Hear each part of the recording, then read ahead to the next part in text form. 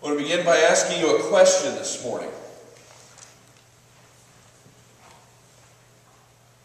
Aren't you glad that God doesn't kick us when we're down? And think about it. Aren't you glad that God doesn't kick us when we're down? Doesn't it cause your heart to be glad that He doesn't pile on when we make mistakes? Or walk away from us? Or doesn't pile on when we walk away from His mercy and His grace? Think about it for a minute. We live in an instantly connected society. By the way, an illustration some of you found this week. We're connecting to the world in new ways. You can see Sunday morning sermon, or you can point others to that from our website and our Facebook page. Our Easter Sunday sermon went up on YouTube by 5 o'clock last Sunday afternoon. We live in an instantly connected society. What somebody preaches now can literally be worldwide in a matter of minutes. And one of the things that occurs to me in this instantly connected society is we love to pile on. We love to flash people's mistakes, their flaws, at light speed around the world. All you need to do is Google epic fail, and you will be inundated with hundreds, if not thousands, of videos of people making mistakes. There are television shows on TV that focus just on people making mistakes for all to see. We live in a culture that loves to see people fail epically. Check out a few pictures of epic failures this morning.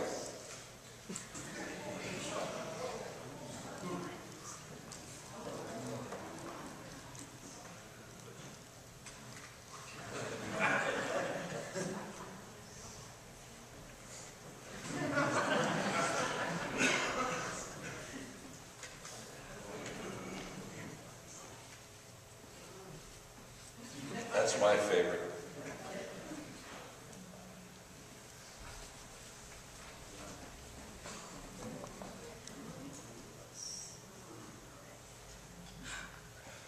Epic failure. And maybe when I say the words epic failure, you can look back and immediately remember a time when you've been there. Now maybe your failure isn't out there for everyone to see. Maybe it has been. I mean, you all have seen me almost fall up the stairs and down the stairs right here a number of times. Failure is everywhere. And if we were really honest, there have been times in our life when we've absolutely failed. Might be a little scale, might be huge failure. Sometimes it's witnessed by others. Now, how many times have you heard someone say, I wish I had a video of that, because it could win a lot of money on World's Funniest Home Videos. Or maybe it's that little secret that only you and God know about. Maybe your failures of the grandest magnitude. Let's face it, we all make mistakes. We really don't like to have them out in front for everyone to see. I mean, honestly, I can't think of anybody that likes to make mistakes and say, look at me, look what I did. Not normal people anyhow. In fact, the first thing, how many times have you done it? You walk down the street and you've tripped over a crack in the sidewalk, and the first thing you do is, okay, nobody saw that. We don't like to have our failures out there. But the funny thing is, one of the things that almost certainly unites all of us together who draw breath is that we make mistakes. And we love to pile on when others make mistakes. I mean, think about some of the things we tease one another about. Have you ever called someone Grace? Not my sister Grace back there. I say that to my daughter from time to time. Abby, you're graceful. Or Caitlin, you're graceful. Or Kyle's really graceful sometimes. You know I'm being sarcastic with them, right? Usually it's after they trip like I do over flat ground. We love to tease one another. And it's almost always about mistakes. Always about things that we've done that we love to laugh at. By the way, anybody follow the news this week? Have you followed the happenings around a gentleman by the name of Bobby Petrino? For those of you who are not in the know, Bobby Petrino was the coach of the Arkansas Razorback football team. He had a motorcycle accident about a week and a half or 2 weeks ago. Not a big motorcycle accident. He was in a neck brace. And well, as the thing unfolded, it turned out that he had a 25-year-old female on the back with him, who happened to be a grad assistant, or not a grad assistant, but a young lady who'd been on the volleyball team. She's now employed by the football program. Did we fail to mention that Bobby is also married and has 4 children? All right. Now, I've kind of watched that, and I have to tell you, I feel kind of bad for Bobby Petrino, because he's been dismissed for his job for this. And whether you agree with the behavior or not, I've looked at the program and said, my, that's pretty hypocritical, isn't it? Because I'm pretty sure that I could go around the people that made that decision and find the very same kind of mistakes. The only difference is they're not Bobby Petrino. They're not the head football coach for Arkansas football. We love. And I could give you numbers of names and people we could say, look at this person, and watch all of the paparazzi that follows them. How about a golfer by the name of Tiger Woods, who was arguably one of the finest golfers the world has ever known? Made some mistakes. Made some huge mistakes for everyone to see.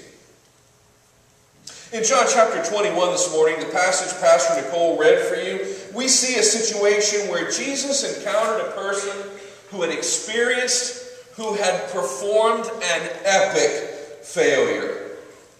Peter denied Jesus 3 times, even after Jesus told him, Peter, before the sun comes up tomorrow, before the cock crows 3 times, you will deny me 3 times. And Jesus said, sorry, Jesus, that's not me. You must have me confused with somebody else. I would never deny you. I'll follow you till I die. But less than 12 hours later, Jesus finds himself in the courtyard, warming himself by the fire, swearing up and down that he doesn't know Jesus Christ. That's an epic failure. The one who knew that Jesus Christ was the Messiah, the one who had witnessed all of the miracles that Jesus performed, yet stood before him as he carried the cross out of the courtyard and denied him 3 times. That, my friends, is a failure of epic proportions. Even when he was told. Put yourself in Peter's shoes. And I have a hunch this morning that's not really so hard for most of us. Now, we love to pile on. I've heard sermons that talk about how Peter could do this. How could Peter do this? And we focus on the passage that was read this morning and say, well, Jesus asked him 3 times. And I think we missed the point. Because Jesus is here, coming face to face with Peter in a brand new way, in a brand new day. And I want you to notice something powerful about this passage. Not one time in 10 verses, even more than that, 19 verses, if you start at the beginning of the vignette, not one time does Peter look Jesus in the eye and say, Peter, how could you be so stupid? Jesus doesn't even mention the fact that Peter denied him 3 times. Doesn't even bring it up. Because I think Peter was doing that enough for all of them. I mean, because honestly, when you make a mistake, when you make the grandmother of all mistakes, don't you live with that for a long time? Don't you live? It's kind of like this. A lot of you around know the inner workings of a hammer and nails. Right? And if you've lived around hammers and nails for very long, there's a certain mistake that I guarantee you've made. And it comes with applying the blunt end of the hammer on the wrong nail. All right? My dad, when he was building a church up in Waldoboro, Maine, he had a beautiful hammer. It wasn't beautiful physically. It was a 22-ounce framing hammer. He's building this thing out of green-cut hemlock wood. So every time he'd start a nail, he would shoot water everywhere. And because of the kind of hammer it was, it had a cross-hatched face on it to literally grip the nail as it drove it into that green-cut hemlock. Well, I was up with some guys from my church. We were helping, and we were putting a wall together with true dimensional 2x6s, green-cut hemlock lumber. And we were banging that thing together, and I went to set a 16-penny nail, and I hit my left thumbnail with that very aggressively cross-hatched face of that 22-ounce framing hammer. I want to tell you, I remembered that for a long, long time. And I danced. It was not in the spirit. I had my thumb in my mouth. I can't remember the last time I sucked my thumb. It shredded my fingernail. And trust me, I lived with that mistake for weeks and months. Couldn't button my shirt without reliving the day. In North Waldoboro, Maine, when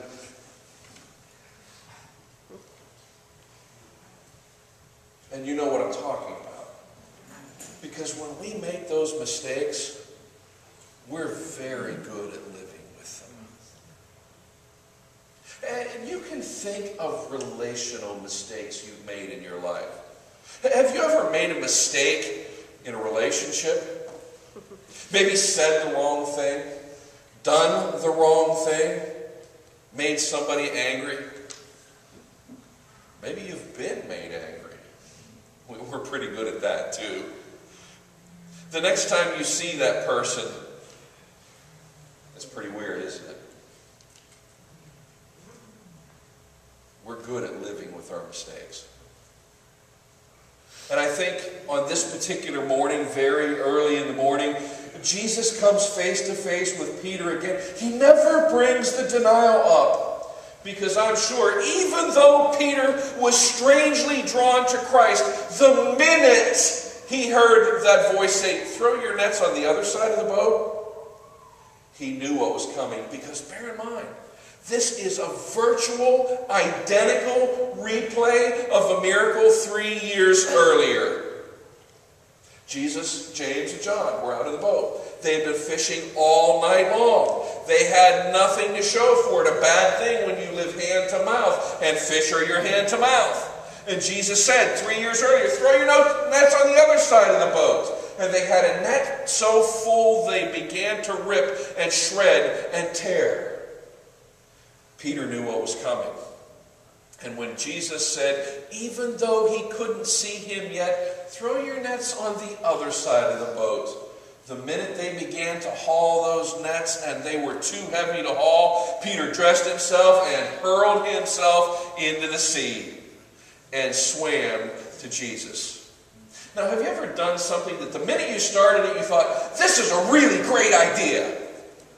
But the closer you moved in the process, you thought, "I'm not really sure this is such a cool thing to do"? I wonder what was going through Peter's mind as he swam stroke after stroke after stroke from the boat to the shore, replaying in his mind the events from a few days earlier when he said, "I don't even know him." And yet he's swimming to the one that he denied so vehemently. I wonder what was going through his mind, drawn to him, yet crushed by the sense of guilt and failure. With epic failure comes epic guilt. Put yourself in the shoes of those other disciples. Because before they could pile on, and Peter's the easiest one. Peter, the big mouth fisherman, the brusque, talk first, ask questions later. But before they could confront Peter, they had to confront their own failure. Because there was not a one of them on that Friday afternoon that did not leave Jesus behind. There was not a one of them that did not experience epic failure that Friday afternoon. Yet here they are, dragging their nets to shore, a virtual repeat of a miracle from 3 days earlier, 11 abject failures, gathering beside the Sea of Galilee, with Jesus up on the shore, crackling fire going, cooking some fish for breakfast. Now, I want you to see the power of that image. Here's Jesus Christ, freshly resurrected from the dead, had appeared to them on Sunday. Now, sometime in the week that follows, they're out working. By the way, notice, the disciples aren't in an upper room. They're returning to what they knew to try to make sense out of what they experienced, to, I'm convinced, try to come to terms with the absolute failure that Easter weekend brought them. So they're back at what they know. They're fishing in the Sea of Galilee. And it's there that they meet the resurrected Christ again. Now, Jesus isn't standing on the shore, as we like to do. When people fail us, we're really good. We want to cross our arms and say, how could you be so stupid? Oh, we're good at that. We fold our arms and we pile on. Click on YouTube, epic failure, and laugh till we can't see. Yet here's Jesus. Yeah, I know you guys know it too. I do too. Sitting beside the lake with the fire going. That comforting aroma of a wood fire and breakfast being cooked. You see, that's an invitation. That's an invitation. Last night we took, in between breaks of the assembly, we went over to Bob Evans for dinner.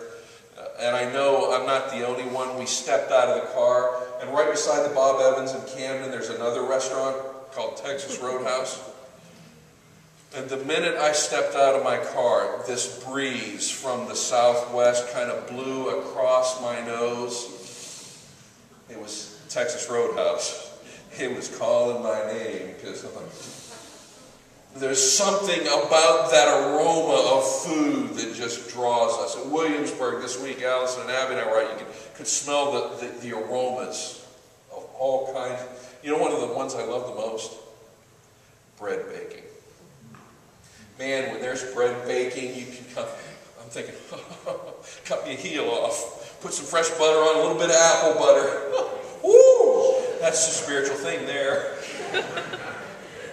And here are these disciples, abject failures, having fished all night long, being drawn by the aroma of Jesus Christ cooking breakfast. It was an invitation. Here by the Sea of Galilee, Jesus returned, had appeared to all of them, deserters, deniers, failures. Jesus prepared breakfast for them. It was an invitation, a symbol of friendship, of love. He was extending himself to them in love, in openness, in relationship. To this ragtag group of epic failures, Jesus had come. To the ones who turned their back on Jesus, he returned with an invitation. Come on, guys. I know you're hungry. You've been out there all night long, working so hard. Come on in and have some breakfast. Restore those empty bellies. Get some energy. Jesus came specifically to Peter. The most epic failure of all. Jesus comes right to Peter. Notice again, he did not come in judgment. He came bringing restoration.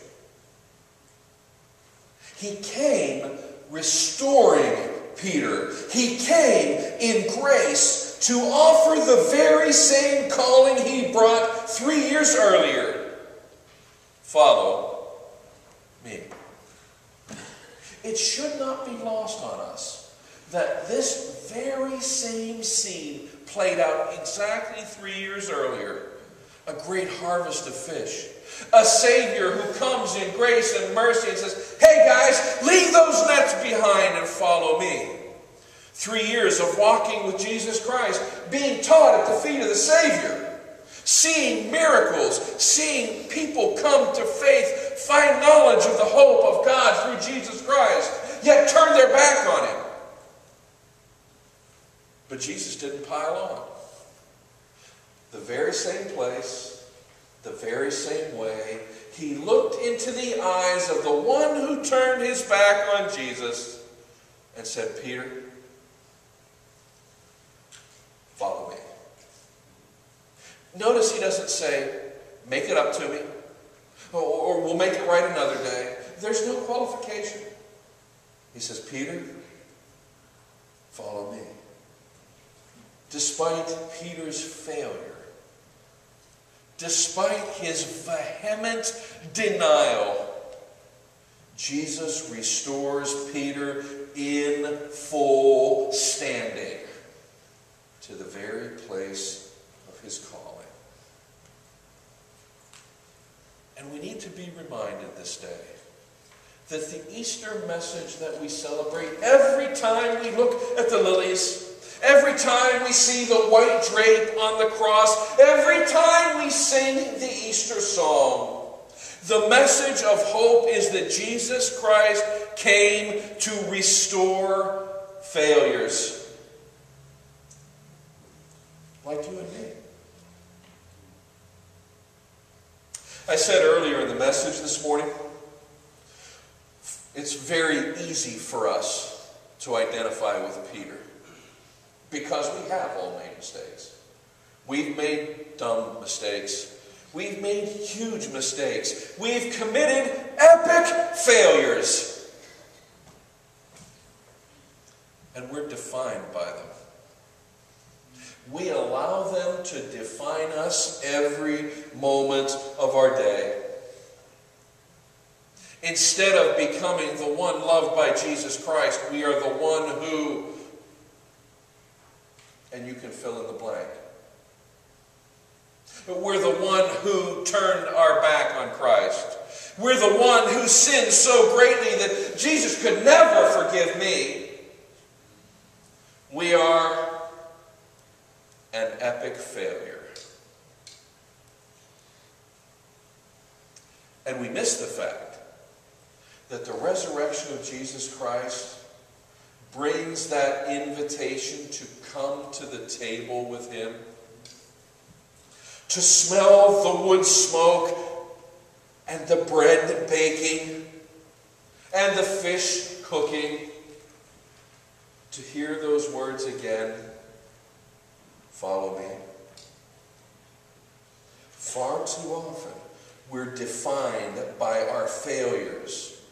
I want to remind you again, not one time in 19 verses, not one time in 19 verses does Jesus mention Peter's failure. He looks at him with love and says, Peter, follow me. Doesn't mention, it's gone. Long gone. The past in Jesus' eyes, long gone. He looks at Peter and sees the very same man he died on Calvary's cross for and rose from the dead to bring restoration, wholeness, healing, and reconciliation.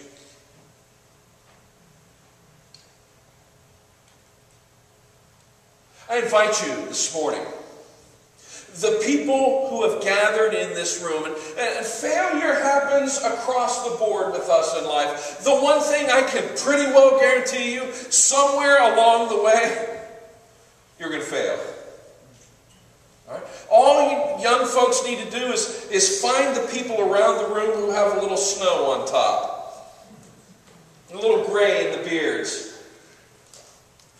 That's right. Angela says, or have nothing on top. And ask them about a time they failed. And by the way, Wes, I want to thank you for your testimony this morning. And did you hear Brother Wes's testimony? That's restoration. Aren't you glad God didn't pile on Wes Barrows years ago when his failure was alcohol? God looked at Wes just like he looked at Peter and said, Wes, I died for you. Follow me. He's not defined by that anymore. He's defined by the grace of Jesus Christ. And if we would go around the room this morning, every one of us could tell stories of epic failures. But for each and every one of us, the resurrection of Jesus Christ offers that grace. For one who's never been forgiven from their sins, Jesus Christ died to say, come and follow me. I have the forgiveness. Your past means nothing if you come and receive the gift. For one who's followed for years, who says, God could never love me because he doesn't know what I've done. You're right. When we come in forgiveness, he remembers our past no more. The infinite one, the Ancient of Days says, I reformat the hard drive. It's not there anymore. Come and follow me. Receive the joy of forgiveness. For the one who's walked away, I don't need that Jesus thing anymore. The word is there. Come and follow me. For the one in slavery to habits that take a hold of us, Jesus Christ says, come, follow me. Receive an epic restoration. I want to close this morning with a song and an invitation. It's an old hymn of the church. I heard it many times as a child. You've heard it. Many of you have heard it many times as a child. You find it in your hymnals on page 343. And when I was a kid and I heard the pianist or the organist warm up the first few chords, I immediately thought of the sinners. It's time. When I hear these words now, I think about Peter. An epic failure in need of restoration. I want to offer you an invitation this morning. One, don't just sing the words like little robots.